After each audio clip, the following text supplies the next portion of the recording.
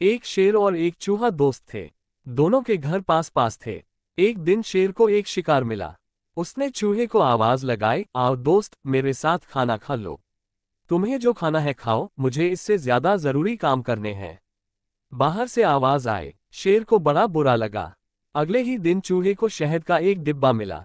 वह खाने के लिए बैठा तो उसने शेर को आवाज लगाई, दोस्त आओ मेरे साथ खाना खा लो। बाहर से उत्तर आया, मुझे नहीं खाना है, तुम ही खाओ अपना खाना।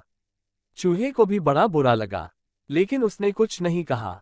2 दिन के बाद दोनों जंगल में मिले। दोनों की दोस्ती इतनी पक्की थी कि खाने वाली बात को भुलाकर वे फिर से एक साथ खेलने लगे। बातों बातों में दोनों को पता चला कि शेर ने जब चूहे को आवाज लगाई थी तो उसने सुना ही नहीं था। न ही चूहे ने कोई रूखा जवाब दिया था।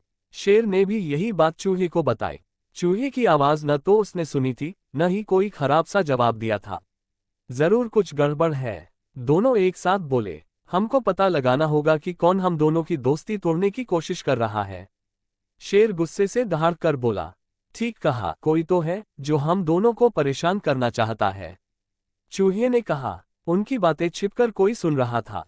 तभी किसी के चुपके से भागने की आवाज आई। दोनों ने देखा कि यह तो लोमड़ी थी जो भाग रही थी। शेर ने दहाड़कर कहा, रुक जा, नहीं तो मुझसे बुरा कोई नहीं होगा।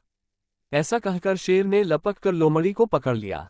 शेर ने चूहे से कहा, दोस्त, आज रात के खाने में मैं एक लोमड़ी पकाने वाला हूँ। रात का खाना तुम मेरे साथ खाना। चूहा बोला, जरूर आऊंगा मैं। ऐसा भोजन तो मैं छोड़ ही नहीं सकता। लोमड़ी घबरा गई, बेचारी माफी मांगने लगी। शेर ने कहा, 100 उठक बैठक करो और 1000 बार बोलो, मैं अब किसी को तंग नहीं करूंगी। लोमड़ी बेचारी क्या करती, अपनी गलती की सजा तो उसको मिलनी ही थी ना। 2 घंटे तक वही यही वाक्य दोहराती रही, अब मैं किसी को तंग नहीं करूंगी। शेर और चूहे की दोस्ती और भी पक्की हो गई। अच्छे दोस्त किसी तीसरे के कहने से अपनी दोस्ती को खत्म नहीं होने देते।